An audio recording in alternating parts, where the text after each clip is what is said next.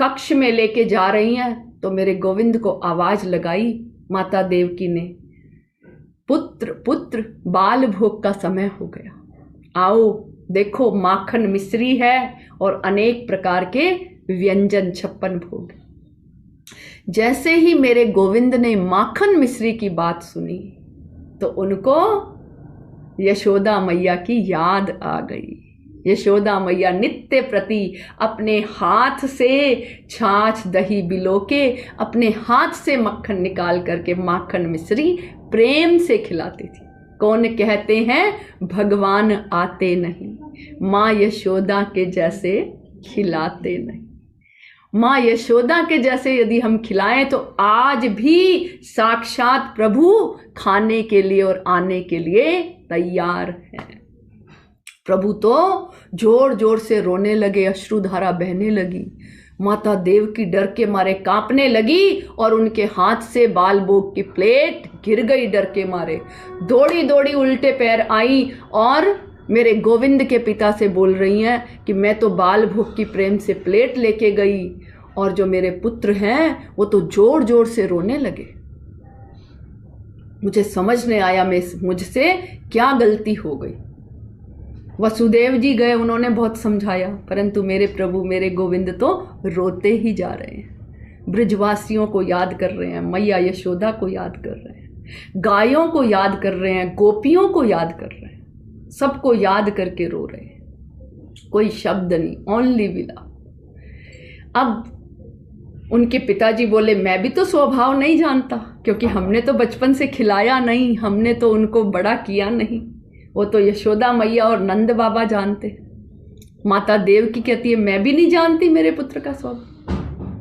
तो उद्धव जी जो थे उनके मित्र थे, उद्धव जी को कहते हैं जाओ तुम्हारे मित्र के पास पूछो हमसे क्या गलती हो गई है, हम क्षमा मांगते हैं, वो बताएं क्या हमसे ऐसा अपराध हुआ है कि उनको रोना पड़ा।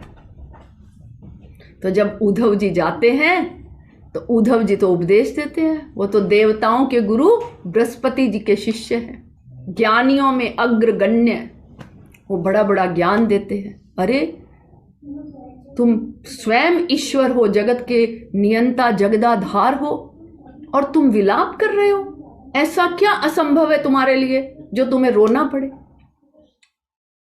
तो क्या कह रहे हैं प्रभु, कह रहे हैं कि मुझे उन ब्रिजवासियों का प्यार याद आ रहा है, मुझे उन गोपियों का प्यार याद आ रहा है, मुझे मेरी यशोदा मैया जो दुलार से प्यार से हाथ से माखन मिश्री खिलाती थी।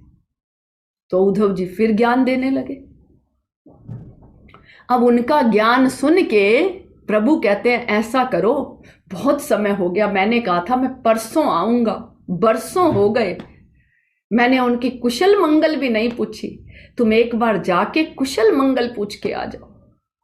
वो मुझे बहुत प्रेम करते हैं, मुझे याद करते होंगे और मेरा समाचार दे दो। ये मेरी जो काली कमली है ये और मोर मुकुट, ये दोनों लेके जाओ तो वो पहचान जाएंगे कि ये कन्हैया के मित्र हैं, तब वो तुम्हारी बात सुनेंगे। जिस दिन से कृष्ण और बलराम ब्रिजभूमि से नंदगांव से आए थे, नित्य प्रति ग्वाल बाल उस रास्ते पर सुबह से शाम तक बैठते थे, प्रतिदिन इंतजार करते थे कि कन्हैया कह के गयो है मैं परसों आऊंगो तो जरूर आवेगो।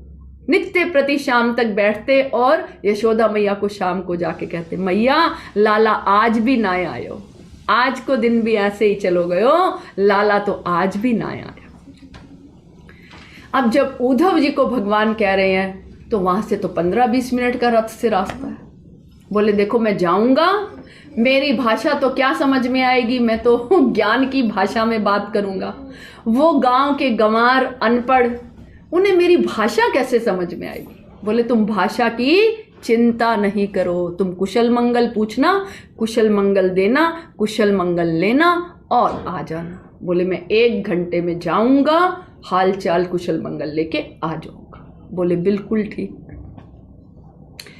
मेरे प्रभु की आज्ञा लेकर के उद्धव जी रथ में आते हैं। दूर से ग्वाल बालों को रथ दिखाई देता है। जब रथ दिखाई देता है तो ग्वाल बाल खुश हो जाते हैं, अरे आज तो लाला आए गयो, आज तो लाला आए गयो, हम ते मिलने आए गयो। वो रथ की धूल उड़ रही है, उस ग्वाल बालों में एक ना रूठ के जाके छुप जाता है, बोले मैं नाय बात करूंगो, परसों की कह के गयो, बरसों है गए नाय आयो, मैं तो रूठ जाऊंगो, जब लाला मनावेगो तब ही बात करूंगो। और जैसे ही रथ नजदीक आता जा रहा है, बेचैनी बढ़ रही है, जो ग्वाल छुप गया था दौड़ा दौड़ा आ गया, कहता है बाद में रूठ जाऊंगा, पहले लाला ते मिल तो ले इतने साल है गए। सब दौड़े दौड़े जाते हैं और रथ के नजदीक जाते हैं तो देखते हैं उसमें तो उनके कन्हैया नहीं है, दाऊ जी नहीं है, उसमें तो कोई और है। तो देखते हैं एक काली कमली ली है और मोर मुकुट लिया हुआ है इन्होंने। तो वो जैसे ही ग्वाल बालों को देखते हैं तो नीचे उतर के आ जाते हैं उद्धव जी और कहते हैं कि यशोदा मैया का महल कहाँ है, मुझे महल का रास्ता बता दो, मुझे यशोदा मैया के महल में जाना। ग्वाल बाल कह रहे हैं देख रहे हो ये जो नदी है ना, इसके किनारे किनारे जाना, ये नदी जहां से निकल रही है वही यशोदा मैया का महल है। ज्ञानियों में अग्रगण्य, जो ज्ञान की पराकाष्ठा में है, बृहस्पति जी के चेले।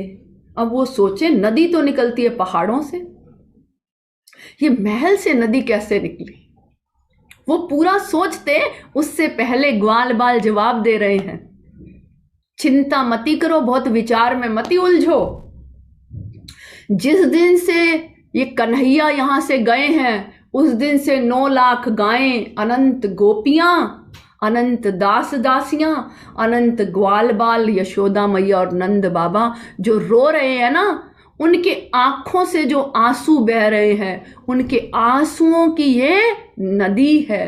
ये आंखों से आंसुओं से जो पनारा निकल रहा है, ये वो नदी है। उद्धव जी जो बृहस्पति जी के शिष्य थे, उनका जो ज्ञान था ना पूरा, वो वहीं पर बह गया। बोलो कृष्ण कन्हैया लाल की जय। आश्चर्यचकित हो गए, इतने वर्षों हो गए आज तक रो ही रहे हैं, हद हो गई, ऐसा तो कभी भूतो ना भविष्यति, ना सुना ना देखा। अब जो उनका ज्ञान था वो तो बिल्कुल गल गया, अब विनम्र हो गए और धीरे धीरे उनकी चाल भी बदल गई। इस सोच में खोए हुए हद हो गई, इतना प्रेम है और हमारा कन्हैया तो कभी आता भी नहीं संभालने इनको। और चल के जैसे पहुंचते हैं तो यशोदा मैया ने आवाज सुनी पैरों की, तो कह रहे चुप, शोर मती करो, मेरो लाला पल्ला में सोए रहो है, बड़ी मुश्किल ते सुलायो है। कबो चंदा मांगे, कबो सूरज मांगे, कबो बहू मांगे, कबो कछू मांगे, बड़ी जिद कर रहे हो, मैंने बड़ी मुश्किल से जतन ते सुलायो है, चुप, हल्ला मत करो। और पलना में झूला झुला रही है मैया। उद्धव जी की तो दिमाग से जितना ज्ञान था वो सारा ज्ञान तो उड़ गया कि वो कन्हैया को गए हुए तो बरसों हो गए। बोले अच्छा मैया तुम्हारे लाला के हमऊ दर्शन करा दे। और जैसे ही चदरिया हटाने लगी बेहोश होके गिर गई। मैं भी कितनी बावरी हूँ, बरसों है गए लाला गए, परंतु मेरो मनऊ नाय माने। मैं तो रोज दिखे, मैं रोज वाय खिलाऊं, रोज वाय सुलाऊं, रोज वाय नहलाऊं। मैं तो हर पल कन्हैया ही दिखे हर जगह। मैं बावरी है गई, कन्हैया तो बरसों है गए, मथुरा चले गए। उद्धव जी तो यशोदा मैया के चरणों में दंडवत प्रणाम कर रहे। प्रभु के प्रति ऐसा प्रेम, प्रभु के प्रति ऐसी भक्ति कभी मैंने न पढ़ी शास्त्रों में, ना मैंने कभी सुनी। मैं तो तुम्हारे चरण स्पर्श करने के योग्य भी नहीं हूं, वो पात्रता भी मेरे अंदर नहीं है। नंद बाबा, यशोदा मैया, अनेक दास दासियां, गैया, जिसको देखें वो कृष्ण विरह में, कृष्ण के प्रेम में लीन। उनके बिना उनको कुछ नहीं सूझता। बरसों हो गए फिर भी और आंखों से अश्रुधारा निरंतर बह रही है कि हमारो लाला हमें छोड़ के चलो गया। परसों की कह के बरसों हैगे आए ना। अब तो गोपियों की कैसी स्थिति, जो नित्य प्रति माखन दही दूध बेचने जाती थी, अब मथुरा नहीं जाती, हमारे लाला को कष्ट ना है जाए। और गोपियां आपस में बात कर रही है। तो उद्धव जी कहते हैं मुझे भी गोपियों के दर्शन करने हैं। तो उद्धव जी को लेके जाते हैं। उनका जो ज्ञान है शांत हो गया, विनम्र हो गया, सहज हो गया। बोले यहाँ तो कुछ विलक्षण ही बात, यहाँ का जो प्रेम है, यहाँ की जो भक्ति है, यहाँ का जो रस है, बड़ा विलक्षण, क्योंकि ज्ञान है, समझते हैं। तो बोले गोपियों से कुछ वार्तालाप करूं, ऐसे स्थिति में तो नहीं हूं, इतनी पात्रता तो नहीं, उनके दर्शन करना चाहती। तो गोपियां बैठी हैं, राधा रानी बीच में बैठी, और एक भंवरा जो है उड़ करके आता है और सबके नजदीक आके बैठता है, चला जाता है। तो एक गोपी कहती है मेरे सपने में आयो कन्हैया, और मैं पानी भर रही, मेरी मटकी को तोड़ गयो। दूसरी कह रही गोपी मेरे सपने में आयो, मेरो माखन लेके भाग रहे हो, कड़कती धूप में नंगे पैर भाग रहे हो। मैं कह रही लाला यहीं बैठ के खा ले, तेरे पैर जल जाएंगे, तेरे पैर जल जाएंगे। और जैसे ही मैं ऐसे दौड़ी उसके पीछे, तो मेरी नींद खुल गई, मेरा सपना टूट गया। तीसरी गोपी कह रही अरे लाला ने बंशी बजाई, अरे मैं तो है गई बावरी, मैं तो घर में भोजन बना रही, और ऐसी दौड़ी कछु याद नहीं, चूल्हे पे रोटी जल रही, उतारी नाय उतारी। और जैसे ही मैं दौड़ के लाला के पास गई, मेरी नींद छूट गई, मेरो सपनों टूट गयो। सब गोपियां अपना अपना सपना, अलग अलग लीलाएं जो दर्शन हुए वो बता रही, और उद्धव जी साइड में खड़े होकर के सुन रहे। तो सब गोपियां कहती हैं राधा रानी तुमने अपनो सपनों नाय बतायो। तो राधा रानी कह रहे हैं मेरी जो बैरन है निंदिया, वो आए तो मोए सपनों आए, वो तो मेरी बैरन है गई। जा दिन से कन्हैया यहाँ ते गए हैं, वा दिन ते मोए नींद ही कबू ना आई। उनके प्रेम में, उनकी लीला में, उनकी भक्ति में मेरी तो नींद ही चली गई। नींद आए तो मोए कोई सपनों दिखे, तुम तो बहुत भाग्यशाली। उद्धव जी ये सारी बातें सुन रहे हैं और कह रहे हैं, एक गोपी कह रही है देखो ये जो भंवरा है ना, ये काला है, ये भी कन्हैया के जैसा काला है, ये बाहर से भी काला अंदर से भी काला। ऐसे ही हमारे कन्हैया ने करी, परसों की कह के अब बरसों हैगे आए नहीं। हमारे साथ कन्हैया ने बहुत धोखो करो। देख भंवरा को कह रहे हैं, देख जाके कह दियो जो तैने करो सो अच्छो नाय करो, गोपिन को, ग्वाल बालन को, गैयन को, और मैया नंद बाबा और यशोदा मैया को काऊ की तुमने लाज ना रखी, जाके कह दीजो। फिर कह रहे हैं नहीं नहीं, भंवरे से कह रहे हैं ऐसे मत कहियो, हमारे लाला है, हमारे कन्हैया है, कष्ट है जावे को। मथुरा तो दूर ना है, चाहे तो आज पहुंच जाएं और आज ही मिल के आ जाएं, पर हम हमारे लाला है, कन्हैया है, कष्ट ना देना चाहे। हम जाएंगे और उनके पास समय नहीं होगा, राजकारण के इतने कार्य, उनके सुख में हम सुखी रहना चाहती हैं। तत्सुखी सुखित्वम, हमारे कन्हैया को किसी प्रकार से कष्ट ना हो ऐसा हम चाहती हैं। इसलिए हमने तो मथुरा में दूध दही माखन बेचने के लिए जाना ही छोड़ दिया। कन्हैया जा दिन चाहेंगे, जा दिन आएंगे मिल में, जा दिन ही हम दर्शन करेंगे।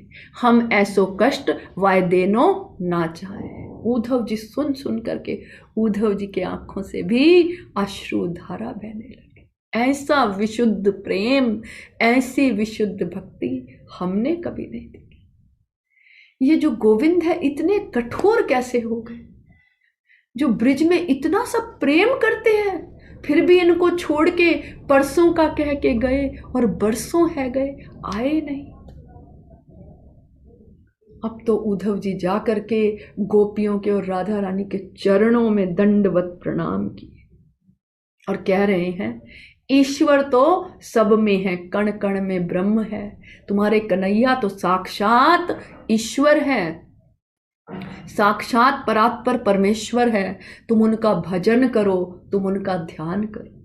तो गोपियां कह रही हैं, मन न हुते 10-20, एक हुतो जो गयो श्याम संग को आराधे ईस। मन न हुते 10-20, ऊधो मन न होते। ऊधो ये जो मन है ये 10-20 नहीं है, ये तो एक ही था। वो तो गया श्याम संग, वो तो श्याम जी के, कन्हैया जी के संग चला गया। अब कौन से मन से हम ईश्वर की आराधना करें, ये जरा बता दो। अब गोपियां उद्धव जी को लेके जा रही हैं। देखो, यहाँ हमारे बछड़े को खोल देते थे कन्हैया, यहाँ पर माखन चुराते थे, यहाँ मटकी तोड़ते थे, यहाँ से माखन चुरा के दौड़ जाते थे। यहाँ पर सत्यनारायण की कथा हुई थी तो उन्होंने पिल्ले बिठाए, यहाँ पर हमारी मटकी फोड़ी। हम जब जल भर के जा रहे, हम जब माखन बेचने जा रहे तो हमारी माखन की मटकी तोड़ी। यहाँ पर हमारे साथ रास रचायो, यहाँ पर हमें नाच के दिखायो, यहाँ पर लाला मोर बने, यहाँ पर राधा रानी रूठी तो लाला ने कैसे कैसे मनायो जाने। अनेक प्रकार की लीला स्थली दिखा रहे हैं। गोपियां बता रही हैं उद्धव जी को, यहाँ पर ये किया, यहाँ पर ये किया, यहाँ पलना झूले, यहाँ गैया चराई, यहाँ बछड़े चराए, यहाँ इस राक्षस का उद्धार किया, यहाँ अघासुर का उद्धार किया, यहाँ अनेक लीलाएं बता रही हैं गोपियां। और पूरे ब्रिज 84 की सब लीला स्थलियों के दर्शन करा के ब्रिज 84 कोस की परिक्रमा करा दी। बोलो कृष्ण कन्हैया लाल की जय। उद्धव जी को 40 दिन हो गए, अभी भी गोपियां वो लीला सुना रही हैं और पूरे ब्रिज 84 कोस में लीला स्थलियां दिखा करके घुमा रही। ठाकुर जी वहीं बैठे बैठे मेरे गोविंद ये लीला देख रहे हैं। 40 दिन के बाद वो ज्ञान से हटके प्रेम और भक्ति के रस में ऐसे डूब गए कि वादा करके गए गोपियों से कि वो तो बड़ा निष्ठुर है तुम्हारा कन्हैया, जो तुम्हारा गोविंद है ना, उसने तो तुम्हें बहुत कष्ट दिया, तुमने तो विशुद्ध प्रेम किया और वो परसों की कह के बरसों तक नहीं आए। वादा करके गए कि मैं अब जा रहा हूं और तुम्हारे कन्हैया को लेके आऊंगा।